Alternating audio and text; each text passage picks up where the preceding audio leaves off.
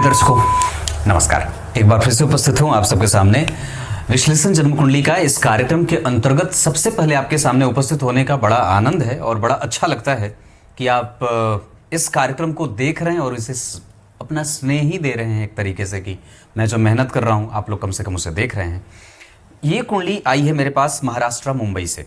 शुरू करते हैं आज का कार्यक्रम।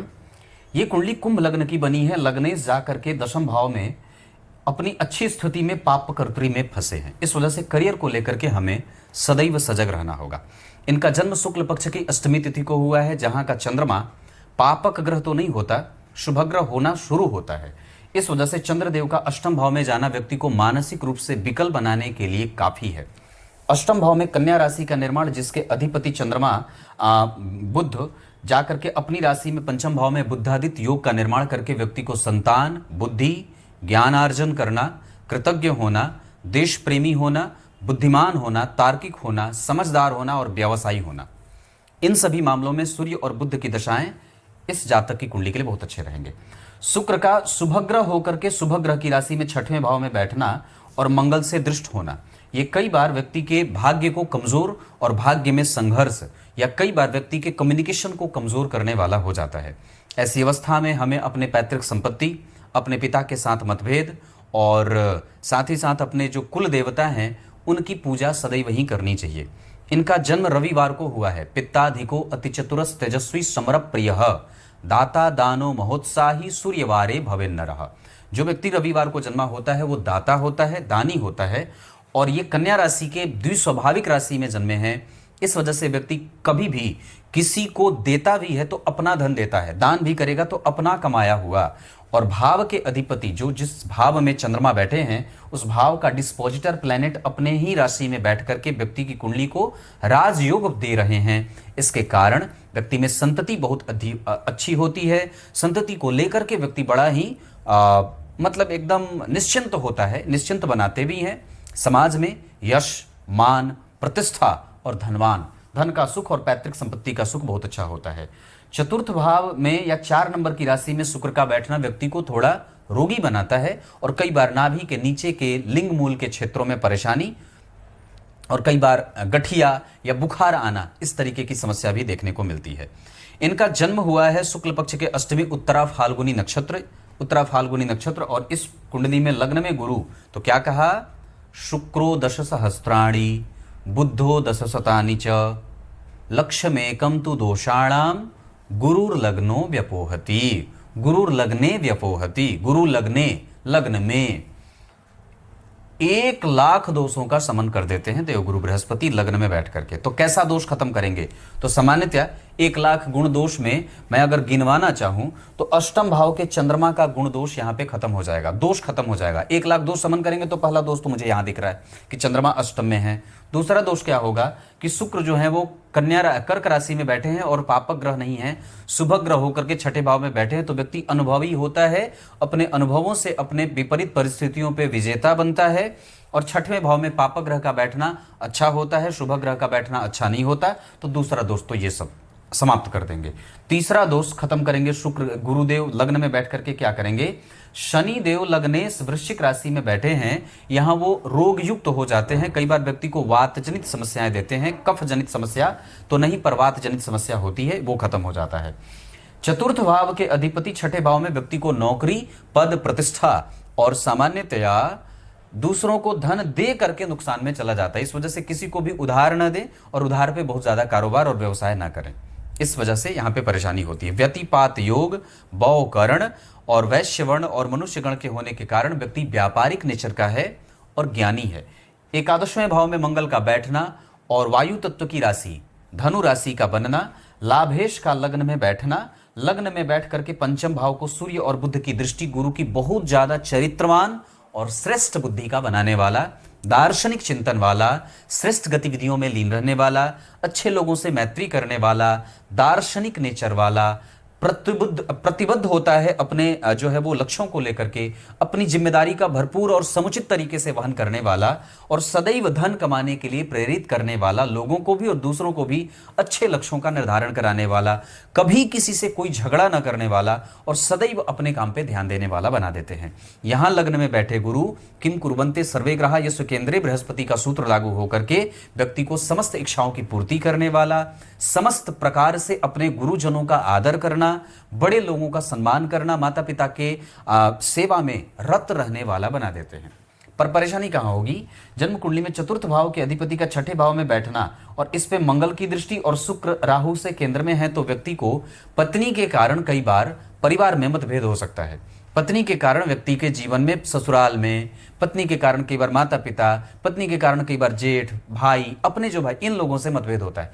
तो हमें कई बार अपने इस व्यवहार को अपनी पत्नी के लिए उसे समझा करके रखना होगा कि नहीं, हमें परिवार में मिलकर के रहना है, उन्हें संपर्क करके रखना है, उनके साथ कभी भी कोई भी प्रकार का चरित्र का खेल नहीं खेलना है। तो इस तरीके का काम हो सकता है। कम्युनिकेशन पत्नी के साथ खराब ना हो, बुरा ना हो, गलत ना हो और कम ना हो। जिसे प्रेम करते हैं उसे कहें कि हाँ मैं तुम्हें प्रेम करता हूं और उसे प्रकट करें बार बार कि हाँ मैं तुमसे ही करता हूं और तुमसे ही प्रेम करता हूं। नवांश कुंडली में लग्न में चंद्रमा का बैठना व्यक्ति को दाम्पत्य का सुखी, शुक्र का बैठना व्यक्ति को धनवान और श्रेष्ठ बनाता है, सुंदर पत्नी का योग बनाता है। चतुर्थ भाव में बुध के साथ राहु का बैठना घर में कभी कभी बहुत ज्यादा तर्क वितर्क होने लगता है। पंचम भाव पे गुरु और लग्न पे चंद्रमा का प्रभाव, गुरु और चंद्रमा का प्रभाव, शुक्र का प्रभाव, दाम्पत्य के बाद व्यक्ति के जीवन में उत्तरोत्तर वृद्धि होती है।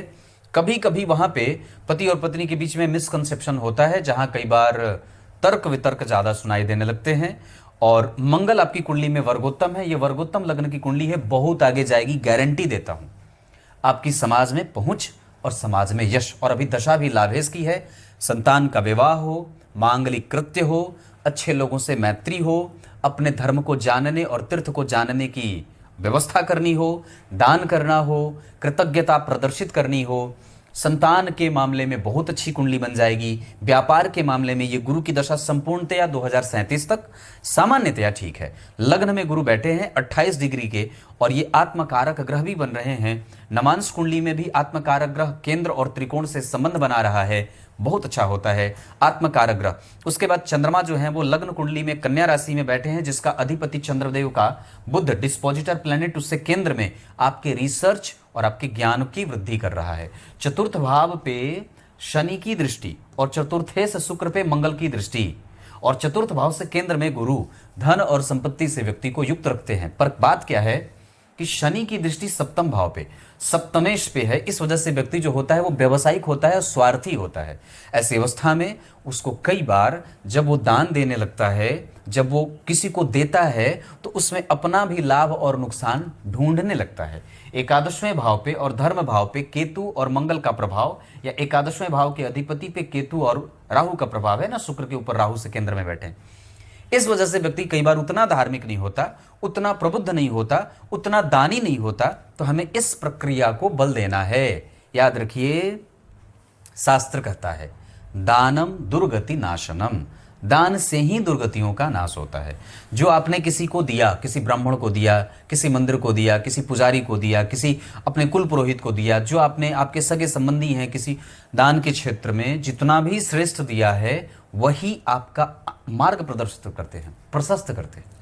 दूसरे अर्थ पे शास्त्र में यह भी बात आती है कि हमारे द्वारा किसी दूसरे को दिया गया धन हमारे प्रारब्ध और मजबूत प्रारब्ध का निर्माण करता है। धर्म भाव में केतु बैठे हैं, धर्म का अधिपति अष्टम में गया है, छठे में गया है, ये भाग्य के भंग होने का योग लगा देता है। और गुरु की दृष्टि तुला की पड़ रही है, मतलब व्यक्ति धर्म को लेकर के भी व्यापारिक सोच रखता है। मतलब है हमें पंडितों को देना है, ब्राह्मणों को देना है, धर्म में देना है, गौशालाओं में देना है, अनाथालयों में देना है, मंदिर का खर्च वहन करना है। प्रत्येक महीने में किसी एक मंदिर को बांध लीजिए कि मुझे इस महीने के फूल का खर्चा, पुष्प का खर्चा, दीपक का खर्चा, घी का खर्चा देना है। इससे आपकी आमदनी और चतुर्गुणित वृद्धि होती जाएगी। ये आजमाया हुआ उपाय है, मैंने ये बात कही है और ये बात पक्की है। आसपास के मंदिर में सेवा करने जाया करिए। आपकी कुंडली में दशम स्थान में पापग्रह का बैठना पापग्रह के बल की वृद्धि करते हैं। दशम स्थान में पापग्रह का और एकादशवें भाव में पापग्रह का बैठना कुंडली को प्रायोगिक और प्रतियोगी बनाते हैं। व्यक्ति का व्यापार 100% बहुत अच्छा है। दशमांसा कुंडली के लग्न में अमावस्या दोष नहीं लगेगा और दशमांसा कुंडली के चतुर्थ भाव में मंगल बैठे हैं, जिसके कारण व्यक्ति यश तो प्राप्त कर लेता है, भाग्य का सुख भी मिलता है। कर्म क्षेत्र में व्यापारिक और इन्वेस्टमेंट करने वाला, इंपोर्ट एक्सपोर्ट का काम करने वाला, व्यापार को लेकर के बहुत ही ज्यादा व्यक्तित्व वाला होता है और गंभीर रुचि रखने वाला होता है। कारोबार को लेकर के सदैव वही थोड़ा बहुत मन, मंगलदेव चतुर्थ भाव में बैठे हैं दशमांसा कुंडली में, यहाँ थोड़ा बहुत मतभेद देंगे, पर यश शनि दे रहे हैं। बुध 10 नंबर की राशि में बैठे हैं, वहां पे कारोबार में आरंभ में थोड़ी बहुत मशक्कत होती है, पर बाद में चलकर के व्यक्ति उसको फ्लरिश कर लेता है और आगे बढ़ जाता है। लाभ है और 100% है। आप अपने पिता के कारोबार को भी वृद्धि में रख सकते हैं। जो काम पिता करते आए हैं उसको भी आगे बढ़ा सकते हैं, चाहे छोटे लेवल पे हो चाहे बड़े लेवल पे हो। दशम स्थान में शनि का बैठना, केंद्र में गुरु का बैठना, पंचम स्थान में सूर्य, बुध और मंगल का प्रभाव, ये बहुत अच्छा होता है। राहु का तीसरे भाव में बैठ करके सप्तम भाव पे और लाभ भाव पे देखना, गुरु की दृष्टि भी सप्तम भाव पे है, सप्तमेश के ऊपर मंगल की दृष्टि, दो केंद्रों के अधिपति मंगल ने जो दशम के अधिपति हैं एकादशवें में बैठ करके पिता से धन प्राप्ति करा रहे हैं, और सप्तम भाव के अधिपति सूर्य के ऊपर गुरु का प्रभाव और मंगल का प्रभाव, केतु का प्रभाव है। इस वजह से व्यक्ति का दाम्पत्य और व्यक्ति की जो पत्नी होती हैं वो थोड़ी कठोर या कई बार घूमने वाली होती हैं, घूमने वाली, फैशन वाली, जो चीजें चल रही हैं फैशन को समझने वाली ऐसी होती है। अब मैं आगे और भी चीजें बताता हूं। जैसे इस कुंडली में लग्न में गुरु ने बैठ करके बहुत सारे दोषों को समाप्त किया। गुरु की दृष्टि सूर्य पे, बुध पे, गुरु की दृष्टि भाग्य भाव पे और सप्तम स्थान पे बहुत अच्छी बन रही है, दाम्पत्य के लिए, व्यापार के लिए, पारिवारिक संबंधों के लिए और चरित्र को लेकर के, दृष्टिकोण को लेकर के, दार्शनिकता को लेकर के और व्यवहार कुशल बनाने में और बुद्धिमान बनाने में। इस कुंडली के लिए धन भाव के अधिपति होकर के लग्न में बैठे हैं और किससे दृष्ट हैं तो केतु से दृष्ट हैं। इससे तीसरे घर में कौन बैठे? राहु। इससे नवें घर में कौन बैठे? केतु। इससे छठवें घर में कौन बैठे? शुक्र। और इससे आठवें घर में चंद्रमा। इन सभी का प्रभाव आपको बताऊं तो व्यक्ति परिवार का पोषक होता है, यह पहला प्रभाव। दूसरा, धन के लिए सदैव चिंतित रहता है। तीसरा, वो कामुक होता है। चौथा, उनकी पत्नी की आंखें बड़ी सुंदर होती हैं। नेत्र भाव के अधिपति ने पत्नी भाव को देखा है, दूसरा, ये चौथा था। पांचवा, वो व्यक्ति व्यापारी होता है क्योंकि सप्तम भाव पे और सप्तमेश पे गुरु की दृष्टि है। ये इस कुंडली के लिए सूत्र, आपकी कुंडली अगर अलग है तो आपकी कुंडली के लिए ये सिद्धांत लागू नहीं होगा, पर ये बात जो मैं बता रहा हूं ये इस कुंडली पे लागू है। व्यापारी है, अगर नौकरी भी करेगा तो व्यापारिक विचारधाराओं को लेकर के आगे बढ़ता है। उसके बाद केतु की दृष्टि लग्न पे और केतु की दृष्टि धन भाव के अधिपति पे, तो क्या होगा? अब व्यक्ति, अगर आपकी कुंडली में भी धन भाव के अधिपति पे केतु की दृष्टि होगी तो व्यक्ति कंजूस होगा, कंजूस प्रवृत्ति का है। मतलब धन खर्च करने से पहले फूंक फूंक करके देखेगा, खोजेगा, परखेगा, जांचेगा। ऐसा नहीं है कि चलो ठीक है दे दिया, चलो ठीक है दे दिया, ऐसा नहीं है। वो अचानक से अंधा होकर के कोई पैसा खर्च नहीं करेगा, मतलब संतुलित होकर के और बहुत ही सामान्यतया खोजबीन करके तब वो धन को खर्च करता है, तो ये अच्छी बात ही है। राहु की दृष्टि सप्तम भाव पे, मंगल की दृष्टि पंचम भाव पे। मंगल, सूर्य, बुध और गुरु का प्रभाव है, व्यक्ति क्रिएटिव है। और इतना ही नहीं, बुध के ऊपर मंगल की दृष्टि व्यक्ति के बुद्धि में उग्रता और तार्किकता और साथ ही साथ उसे लोगों की दृष्टि में समझदार भी बना देता है। उसके आसपास या उसके आसपास के जितने भी लोग हैं, उसके कलीग हैं, उसको बहुत ही कुशाग्र बुद्धि का मानते हैं और वो कहते हैं कि व्यक्ति की समझ बड़ी विकसित है। उसकी तार्किकता और उसकी बौद्धिकता लोगों को प्रभावित करने वाली भी होती है। ये सब इस मामले में कुंडली बहुत अच्छी है। दशमांसा कुंडली के लग्न में सूर्य और चंद्रमा का बैठना व्यक्ति के दृष्टिकोण और कारोबार को लेकर के राजनीतिक दृष्टिकोण देती है। दशमांसा कुंडली के चौथे भाव में बुध का कन्या राशि में बैठना कारोबार को लेकर के चिंताएं देती हैं। अपने कुल देवता की पूजा करिए और अगर बन पड़े तो अर्यमने नमः, ओम अर्यमने नमः, इसका जप किया करिए। अपने घर को गुग्गुल से प्रत्येक दिन सुवासित करिए। गुग्गुल और कपूर जला करके पूरे घर में उसका धुआं मतलब जो है वो प्रसारित करिए, फैलाइए। इसके साथ अगर हो सके तो अपने भुजदंड में, भुजा में, दाहिनी भुजा में आक के पुष्प का जड़ रविवार को या मंगलवार को अपनी दाहिनी भुजा में ओम अर्यमने नमः इस मंत्र का जप करके बांधने से इस नक्षत्र का दोष, उत्तरा फाल्गुनी नक्षत्र का दोष शमन हो जाता है। सूर्य आपकी कुंडली में ऊर्जावान बना रहे हैं और 0 डिग्री के हैं। रविवार को नमक बिल्कुल मत खाइए। अपने कुल देवता की पूजा आवश्यक रूप से करनी चाहिए। परिवार में कलह न बने इस वजह से, और संतति को लेकर के बहुत ज्यादा सावधान रहना होगा क्योंकि उस भाव पे या सप्तम भाव पे या पंचम भाव पे शनि, मंगल, राहु, केतु का प्रभाव है। दूसरे बात में चंद्रमा जो है वो उत्तरा फाल्गुनी, मैंने ओम अर्यमणे नमः कहा है, इस मंत्र का जप सदैव करते रहिए और इसके साथ श्री सूक्त का जप कर सकते हैं, हनुमान चालीसा का पाठ। ये कुंडली लग्न के अधिपति दशम भाव में बहुत जल्दी, और व्यक्ति परिवार का पोषक होता है, परिवार का पालन करने वाला होता है। धन कमाने के लिए जितनी मेहनत करेगा, कई बार उसको ये शिकायत होगी कि मुझे उतना नहीं मिला है। ये कुंडली की नेचर की स्थिति बता रहा हूं। दशम भाव में शनि लग्नेश होकर के बैठे हैं वृश्चिक राशि में, इस वजह से ये प्रवृत्ति होती है। इसके अतिरिक्त आप आलसी भी हैं, इसको कम करिए। पर्सनल कामों में आप कई बार थोड़े दूर चले जाते हैं। घर में काम करना, जैसे रसोई में जाना, घर की सफाई और घर का काम करना, इसमें आपका ध्यान थोड़ा कम जाता है, इस पे थोड़ा ध्यान देना चाहिए। मंगल आपकी कुंडली में जिस स्थिति में बैठे हैं उसके आधार पर आपके पास ऊर्जा है, बल है, पराक्रम है। सूर्य और मंगल का नक्षत्र परिवर्तन आपको साहसी, ज्ञानी, बुद्धिमान और क्रिएटिव बना रहे हैं। बुध का प्रभाव आपकी कुंडली में पुनर्वसु में है और इस वजह से आपके पास धर्म और दान की प्रवृत्ति होनी चाहिए और आप बड़ों का आदर करते हैं। गुरु दीक्षा नहीं लिए हैं तो गुरु दीक्षित हो जाइए। बुध के बाद गुरु का प्रभाव आपकी कुंडली में जिस स्थिति में बैठा है उसके आधार पर बहुत बढ़िया बैठे हैं और वो आपको सदैव आपकी समस्या से बाहर निकालने में, चाहे बुद्धि का हो, जहां पे आपको समस्या से ग्रसित होते हैं वहां आपका बुद्धि काम करेगा। आपके दाम्पत्य से आपको फायदा है, आपके भाग्य से आपको गुरु फायदा दे रहे हैं। ये नक्षत्रों का बल बता रहा हूं। शुक्र का प्रभाव आपकी कुंडली में जिस स्थिति में बैठा है उसके आधार पर आपके कामों में विलंब और कई बार आपकी परेशानियों को कई बार बढ़ा रहे हैं और इस वजह से श्री सूक्त का पाठ करना चाहिए, देवी सूक्त का पाठ करना चाहिए, देवी कवच का पाठ करना चाहिए, देवी मैया के मंदिर को धोने का काम करना चाहिए, देवी मैया को चुंदरी और कपूर की आरती करनी चाहिए। शुक्र के बाद शनि की बात करता हूं। शनि अपने नक्षत्र में, गुरु अपने नक्षत्र में, शुक्र मित्र के नक्षत्र में और मंगल और सूर्य का परिवर्तन। बुध मित्र के नक्षत्र में तो नहीं है पर उससे दृष्ट है। ये कुंडली बहुत बढ़िया है, बहुत ज्यादा बढ़िया है, बहुत ज्यादा बढ़िया है, इतना ही कहूंगा। धन, मान, पद, प्रत्यय, क्यों? क्योंकि नक्षत्रों का संबंध बड़ा बढ़िया है। सूर्य मंगल का नक्षत्र परिवर्तन, गुरु अपने नक्षत्र में, शनि अपने नक्षत्र में, शुक्र मित्र के नक्षत्र में और बुध जिस नक्षत्र में बैठे उस नक्षत्र का अधिपति उन्हें देख रहा है, तो नक्षत्रों का संबंध। राहु तीसरे भाव में बुध। ये कुंडली 100% बहुत आगे जाएगी। आप रगड़ करके काम करो, ये आपको आपके आसपास के लोगों में उच्चस्त बना देगी, 100% दावा करता हूं।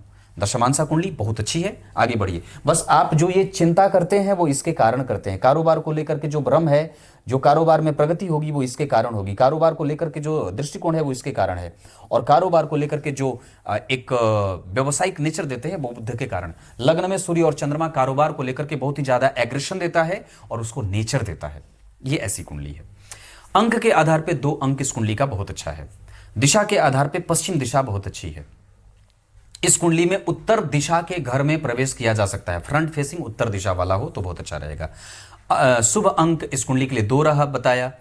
शुभ दिन इस कुंडली के लिए शनिवार का और बुधवार का बहुत अच्छा रहेगा। पंचम भाव बलवान है, एकादशवां बलवान, लग्न बली, दशम बली और साथ ही साथ राहु तीसरे भाव में। यहां शुक्र कमजोर हो रहे हैं और चंद्रमा कमजोर हैं, लेकिन सप्तम भाव को शुभकर्त्री लगा है, इस वजह से दाम्पत्य, व्यापार और डेली रूटीन आपका ठीक है। और साथ ही साथ इस कुंडली में एक बात और बता दूं तो ये कुंडली मृत्यु भटक करके नहीं करेगी। बहुत ही सुखद और लोगों के परिवार के बीच में व्यक्ति की मृत्यु होगी और गंगा जल के सेवन करने के साथ व्यक्ति की मृत्यु होगी। मतलब व्यक्ति की मृत्यु कभी भी खराब नहीं है और गति अच्छी है। आप विदेशों से संपर्क कर करके धन कमा सकते हैं। विदेशी कारोबार, विदेशी कंपनी में कारोबार, इंपोर्ट एक्सपोर्ट का काम सारा कर सकते हैं। टेक्निकली ये कुंडली बहुत स्ट्रांग है, समझने की कोई विशेष चिंता की बात नहीं है। और ये कुंडली चल अचल संपत्ति भी इकट्ठा बढ़िया करेगी क्योंकि शनि की दृष्टि चतुर्थ भाव पे और चतुर्थ भाव के अधिपति पे मंगल की दृष्टि है। तो जब चतुर्थ भाव से शनि और मंगल का संबंध बन जाएगा तो व्यक्ति एक से अधिक भवन का मालिक बनता है। ये पक्की बात है, ये सूत्र हमेशा याद रखना चाहिए। अभी आपको कष्ट होगा 2037 से लेकर के 40 तक में। उस समय आपको अपने कारोबार और अपने स्वास्थ्य पे ध्यान देना होगा। शनि की दशा आपके कारोबार को ऑटो पायलट मोड में लेके जाएगी, अभी उसमें समय है। इस कुंडली के लिए पूजा मैंने जो बताया है वो करना है। इस कुंडली में नक्षत्र के आधार पर उत्तराषाढ़ा, अनुराधा, पुष्य, पुनर्वसु, मृगशीरा, अश्विनी, शतभिखा, ये सब नक्षत्र किसी भी कार्य को करने के लिए अच्छे रहेंगे। कोई डॉक्यूमेंट साइन करना हो, यात्रा करनी हो, कोई भी काम करना हो, इसमें आप आगे बढ़ सकते हैं। कोई भी निर्णय लेना हो तो आप ले सकते हैं गुरु की दशा में, बुध की दशा में। इसके साथ साथ कई बार आपको अगर सरकार से संबंधित कोई निर्णय लेना हो, कागज वगैरह, कागजी कार्रवाई, तो शुक्र की दशा में। अगर कोई चल अचल संपत्ति से कोई निर्णय लेना हो तो मंगल और शनि की दशा में। अगर कोई धर्म से संबंधित कोई काम करना हो तो बुध, सूर्य और शुक्र की दशाओं में आप काम कर सकते हैं। अष्टक वर्ग और बाकी की दशाओं के क्रम में अगर आपकी कुंडली पे चर्चा कर लूं तो सूर्य की दशा, राहु और केतु की दशाएं आपके कुंडली में धनदायक हैं पर मेहनत करवा करके। पर इस कुंडली में चंद्रमा, शुक्र, बुध, शनि, गुरु, मंगल की दशाएं 100% बहुत अच्छी जाएंगी और कुंडली बहुत बेहतरीन है। तब तक के लिए बहुत बहुत नमस्कार।